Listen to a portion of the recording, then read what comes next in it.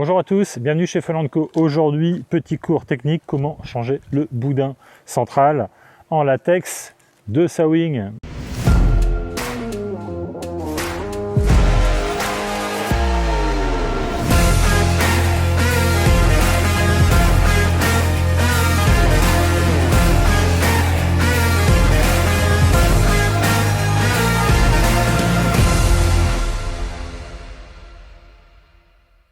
Il peut arriver que par mésaventures, ça puisse se crever, ça puisse exploser. C'est une pièce en latex, c'est assez fragile, c'est gonflable, c'est comme une chambre à air. Donc c'est fait pour être changé si au besoin, si c'est percé, si ça se dégonfle ou si ça explose. Donc pour ce faire, vous avez besoin d'un endroit propre et sec, d'un petit peu de bout et aussi d'une aide secondaire. On peut le faire tout seul, mais ce sera beaucoup plus facile. Allez, action! Donc j'ai un problème dans ma latte centrale. La latte centrale, c'est celle-ci. Ça, c'est ce qu'on appelle la latte de bord d'attaque, enfin le leading edge. Donc en fait, c'est constitué de tissu avec des renforts et dedans, on a un boudin en latex, donc il va falloir extraire. Bon, pour ceci, c'est assez simple. La première chose à faire va être de retirer ce qu'on appelle le one pump. Donc ici, il y a une petite bague, celle-ci là. Je viens la retirer. Voilà. Ensuite, je tire le bout de caoutchouc du one pump. Et avant de retirer le one pump, je vais accrocher ce qui me servira de guide pour la suite. Donc je prends un peu de fil, ce qu'il me faut. Tac, tac, tac. Et je vais faire un petit nœud qui va me permettre de fabriquer un joli petit guide. Je serre bien parce que ne pas le perdre dedans. Voilà. Ok. Donc, ici, le one pump, il est mis en compression dans la latte. Pas de scratch. En fait, l'idée, c'est de venir appuyer dessus pour le rentrer dedans. Je ne sais pas si vous voyez bien. Voilà, c'est pas très compliqué. Il faudra faire la manœuvre inverse par la suite. Donc, j'ai mon petit bout. On commence à voir le latex de la vessie à l'intérieur. Ensuite, je vais en bout de latte.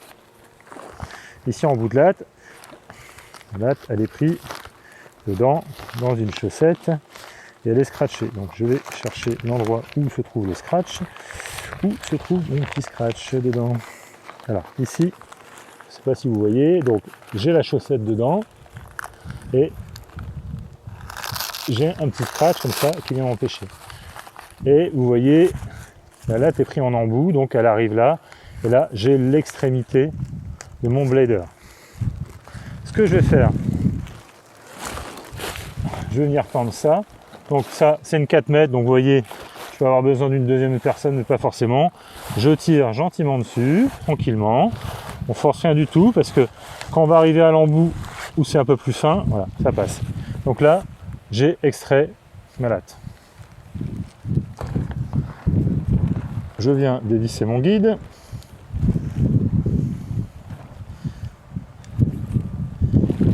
Ici, un peu de vent, on serait mieux sur l'eau. Hein. Mais bon, pour être sur l'eau, il faut avoir une latte qui se tient. Et voilà, et j'ai ma latte défectueuse. Donc ici, voilà, j'ai une petite percement par une hernie.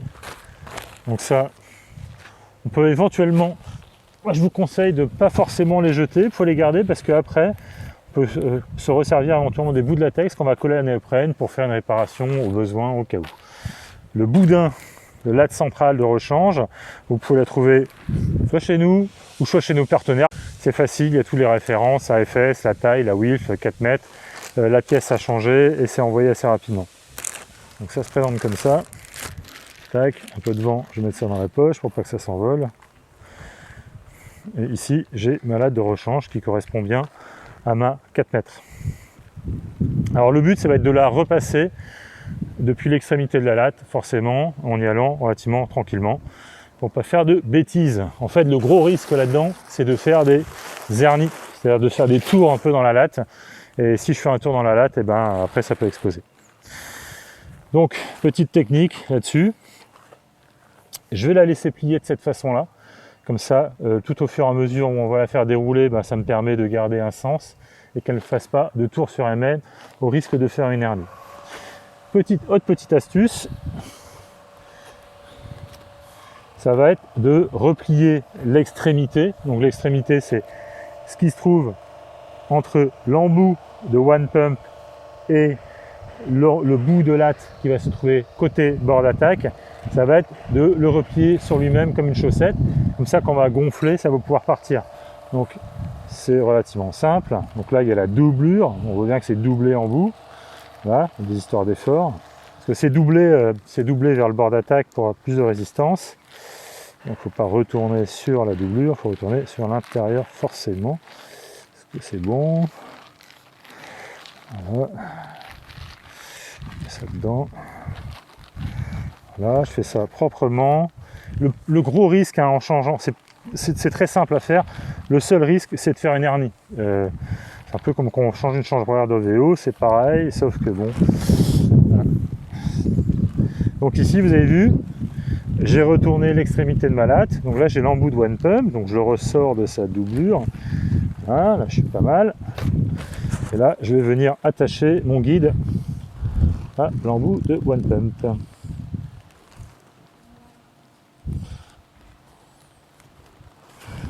Hop, je serre bien.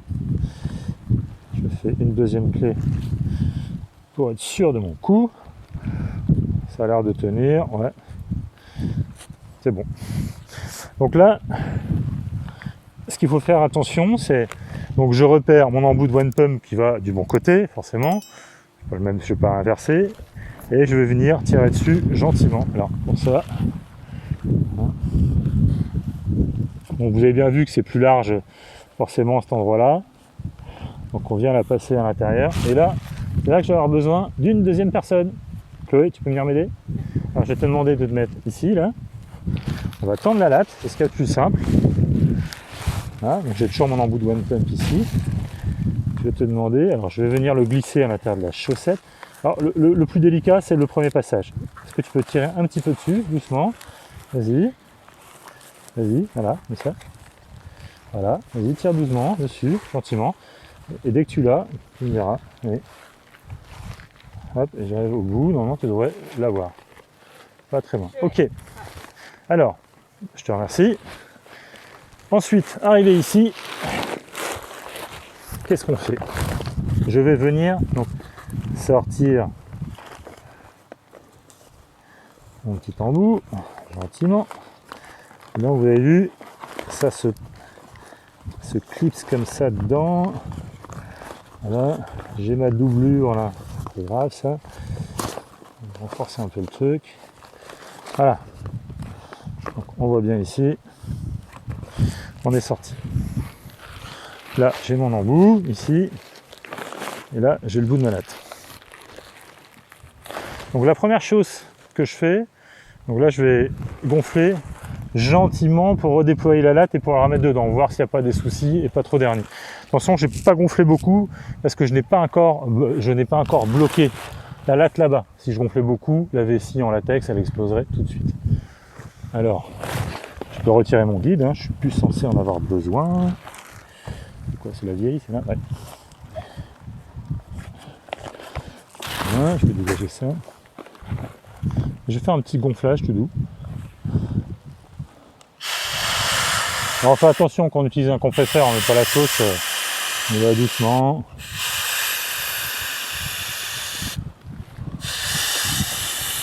Voilà, logiquement elle va se déployer un peu sur l'avant. Voilà. Ça m'a l'air pas mal. En fait on va vérifier qu'on a bien du volume ici un petit peu sur l'avant. Donc là bon vous voyez elle est dégonflée. Ça a l'air pas mal du tout, ça a l'air bien pris. Ensuite, l'étape va consister à venir fermer la latte. Donc vous avez vu, je n'ai pas rebouché, donc là je peux un peu appuyer dessus, de toute façon elle va se dégonfler par l'avant, par le One Pump.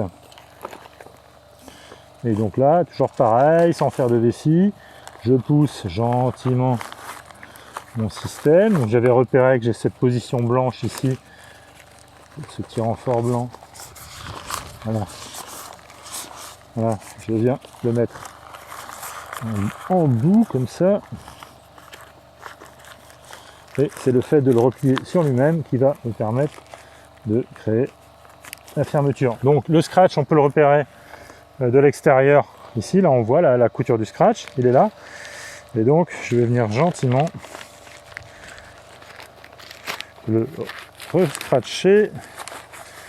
Voilà, en positionnement sur lui-même. Voilà, je peux regarder visuellement, on voit dedans comme ça. Voilà, j'ai le petit scratch dedans, on voit la machin. Donc je vais bien coller ça, je fais attention de ne pas prendre trop de trucs dedans. Voilà. Hop, et ici, j'ai l'embout noir de la latte, là, voilà, que je vais ressortir et qui en gonflant va bien se mettre. Donc là, deuxième gonflage.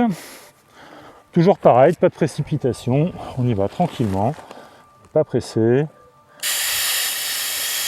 On voit si tout se passe bien, surtout si ça se gonfle bien vers l'avant, vers le bord d'attaque.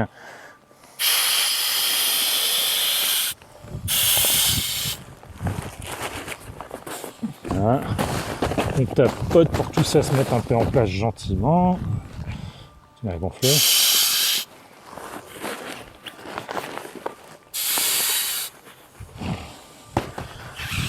Voilà. Voilà, il faut le laisser un peu prendre sa place. Je gonfle un peu. Et hop, hop, hop, hop, hop, hop, hop, hop. Je tapote gentiment.